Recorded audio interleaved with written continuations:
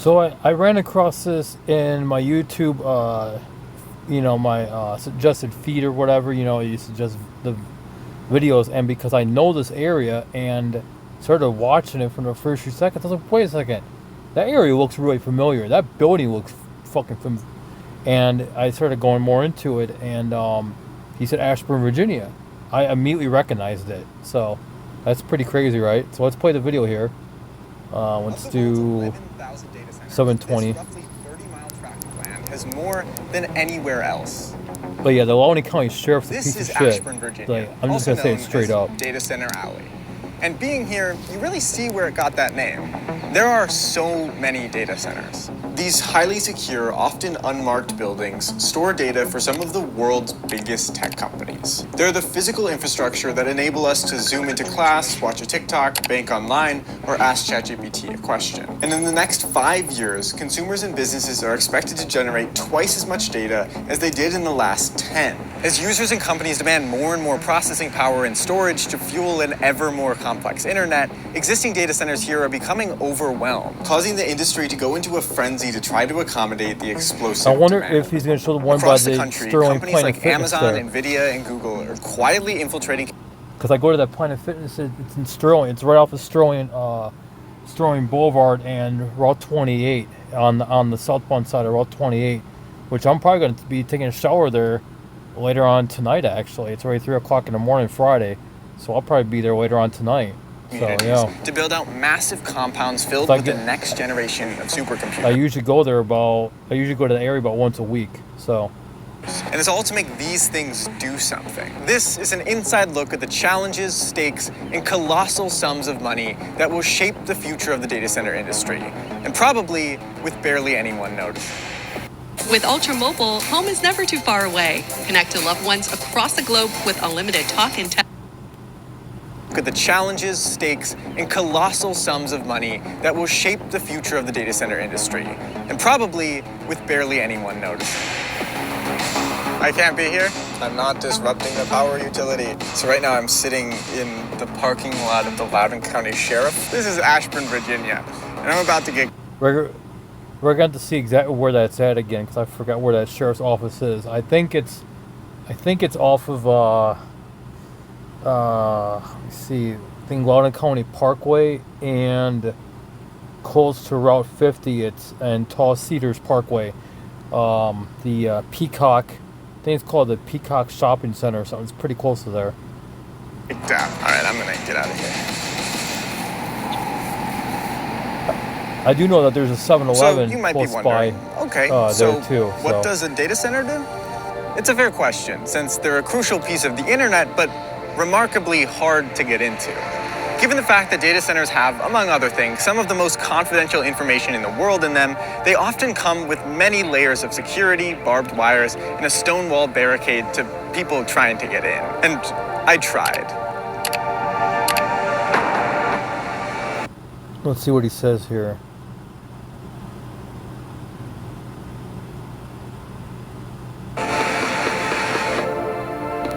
Hello? Even the vice president of AWS's infrastructure services said, even if I had to get into a data center, there's a significant amount of security. I don't believe that. Fundamentally, data centers store data, process data, and move data. So storage. To store this 3D model of my nut, I could put it on this hard drive, or I could upload it to the cloud, which is basically just a hard drive in a data center somewhere with some more redundancy or backups in case one breaks. As for processing data, everything that happens on the internet that's not on your computer is being done in a data center. So if you search nuts on Google, a computer in a data center looks through billions of nut websites and pictures of nuts, tries to figure out which ones you want to see, and organizes them for you to find your favorite nuts. That's not my nut. Which is the last major thing data centers do. When all the processing is done, or you request a photo of a cashew, or you're on a FaceTime call with an almond, data centers with internet service providers disperse that information in little pieces that flow through a network of internet cables that are overhead, underground, and on the ocean floor. And that's just scratching the surface of what data centers do. They also host generative AI training models and giant data sets, hold every Instagram photo, YouTube video, and X tweet, and keep this website running. That's weird. Data centers do so much, it's honestly pretty crazy. But all of this computing also requires a ton of power, both to run servers in the data center and to keep them cool. And the rise of generative AI is requiring even more. According to a 2022 analysis, one ChatGPT request uses 10 times more energy than a Google search. And that's before Google got the AI summary, which requires even more data. The rise of AI is expected to drive a 160% increase in data center power demand by 2030. NVIDIA alone is expected to deliver 100,000 AI processing GPUs this year. Despite this production, here in Northern Virginia, data centers have a vacancy rate of 0. Okay, so you see where the airport is right here? So that Planet Fitness, here, so that's Route 28 right there. Roughly right there. Right there in that little, right here in that dead center screen. It's right there. And then there's a Sheetz that's further down this road too, right about here. Like move a dead center, so that's gonna be where that Sheetz is, or so. Yeah, just take it from me. I just know the area very, very well. Okay, I know the area very, very well. 0.2%, which is compared to the already low national rate of 3.7%. This lack of vacancy points to the larger problem here. We need more data centers, but the existing and emerging markets are at or approaching full capacity. And among the data centers that are currently being built, 83% are already pre-leased. But new ones can't just go anywhere. They require some very specific things. So where do we put them? Let me go back to that place right there. Already pre-leased. That might be but new ones can't just go anywhere. They require some very specific things. So where do we put them? Okay, let's see. So I think this is close to the this is very close to the Dallas Town Center Mall. I mean, close enough. It's close enough to the Walmart and the Lowe's in that shopping center there. And I can't think of the route offhand right here. I'm pretty sure it is. It does look familiar. This specific building right here with the blue on the ends and that substation right there, that looks very, very familiar. That could be route. I don't want to say it could be route 608 maybe, or 628. I can't remember exactly. So I can't be here. While I was next to the two data centers, there was these black and white SUVs that came up, and then eventually the Loudoun County Sheriff, and they were. Well, wait a minute, why is that one look to the two data centers? There was these black and white SUVs that came up, and then eventually.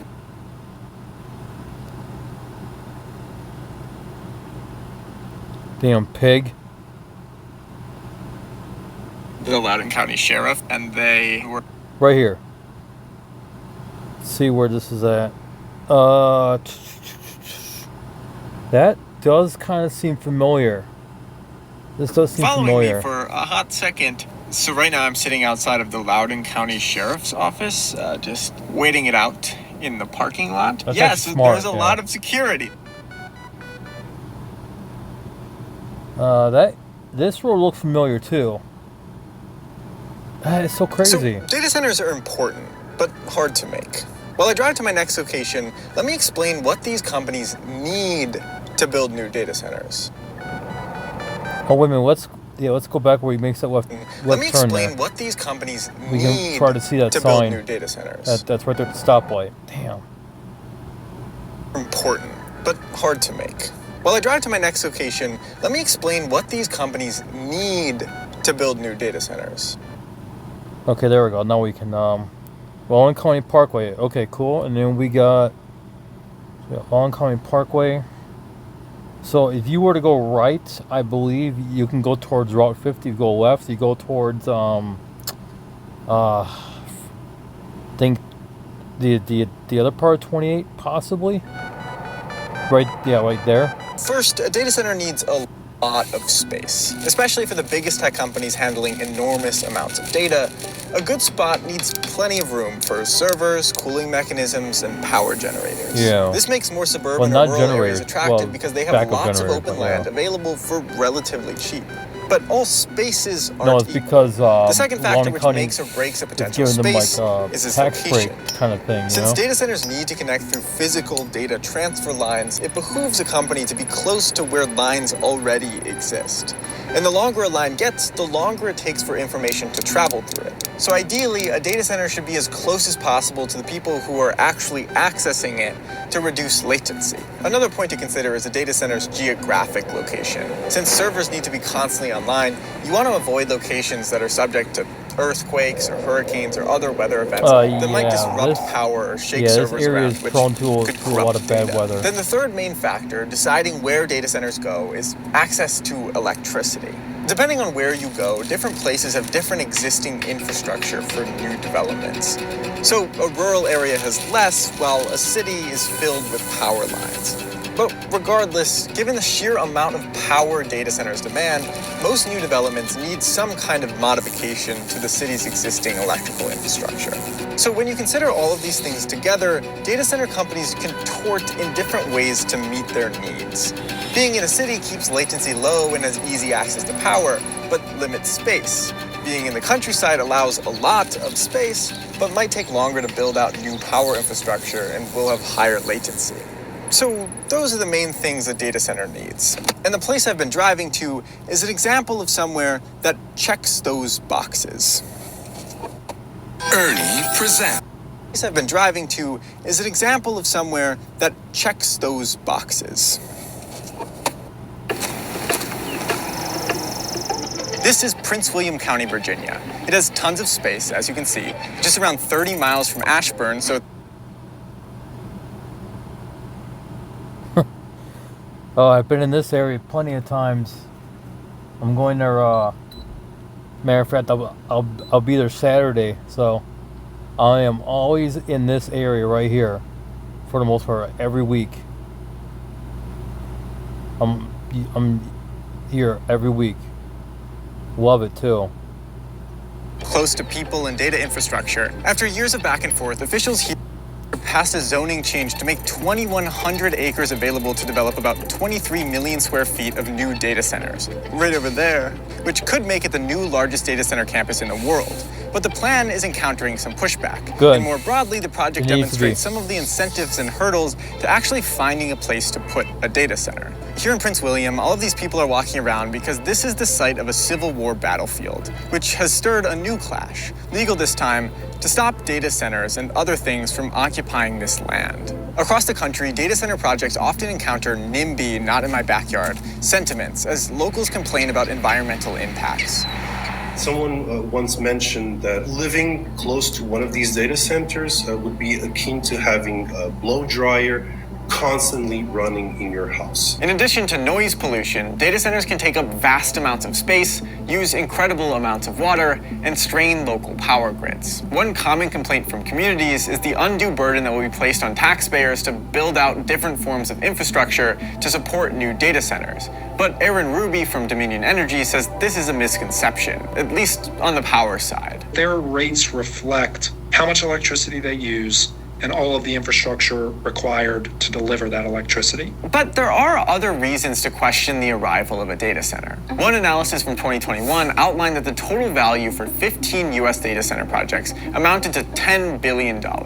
But they'd only provide 837 permanent jobs. And yet local governments in Whoa. Ohio, Alabama, Utah, and others shelled out $811 million in tax breaks for these projects to penny-stricken companies like Apple, Google, and Meta. That equates to nearly $1 million in tax abatement per permanent worker. So many communities push back on data centers simply because they believe data centers take a lot and don't give all that much.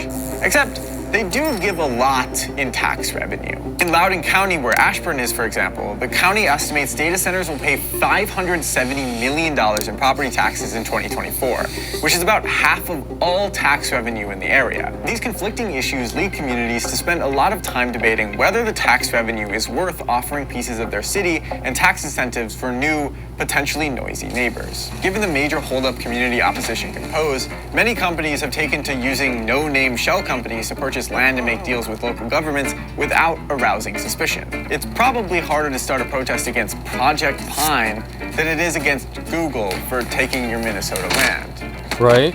I'm not even sure of all of the companies that are still planning to come to Prince William County, as the county officials can't speak about the project due to pending litigation, and the project's Facebook account shows its address as a road.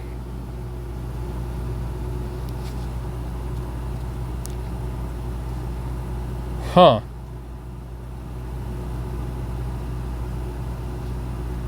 So let's show them Route 29. I know exactly where it's at. I know the exact location right here. This exact location, and I know that very well. And also right here too is where they built the new sheets right there. So it's literally not that far from there. Yep.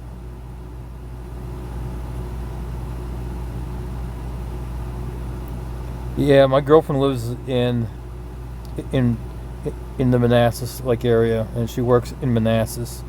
So that's why I'm always down there, to be honest, because she lives and works down there. Despite these challenges, pushback hasn't stopped companies from purchasing thousands How'd of you get a acres of drone land up over here? in Holy hopes cow. to secure enough space and power for current and future growth. Just last year, the amount of data center space in the US grew 26% and reached new heights for what's under construction. And while Northern Virginia still tops the list of data center production, many developers have looked beyond the primary markets, which is fueling growth in secondary and tertiary markets across the country. Areas around Atlanta, Dallas, and Portland, Oregon are the next fastest growing data center hubs in the US. Among these new projects, large-scale cloud service providers called hyperscalers have made a big impact. We have some co-location data centers that may have hundreds or even thousands of tenants inside. And then we have the larger hyperscale data centers, which would be built and operated by some of the large cloud companies, for example, for their own business purposes and to serve their clients. And these hyperscalers are reinvesting their money to build even more. In 2022, hyperscalers spent $9 billion to build more capacity, and that number is expected to continue to grow until at least 2030. And looking across the country, these companies are balancing the major deciding factors to suit their specific needs. For example, Microsoft's 6th data center in Des Moines, Iowa is expected to take up 132 acres. And for companies that want on-site power generation like solar panels, that can add even more space. Meanwhile, some companies have data centers in Manhattan for clients that need lower latency. Tech giants are also setting their sights overseas. Microsoft recently spent $2.1 billion opening its first cloud region in Spain, and in Ireland, Amazon, Google, and Microsoft are lobbying the Irish government to allow them to build their own power lines from solar and wind farms to new data centers. But the rapid growth of the sector is also drawing criticism for its environmental harms. Many major data center operators have sustainability and net zero carbon goals, but using more and more power with fewer efficiency advancements is making it harder to meet those goals. Goldman Sachs estimates that future electricity demand from data centers will be 8% of total US power consumption by 2030, and predicts 60% of that power will still be coming from natural gas. And by 2030, carbon emissions from these centers could double to 0.6% of global emissions. Unless technology advances at breakneck speeds, it's unlikely efficiency gains will be able to offset the increased use of electricity and subsequent environmental toll.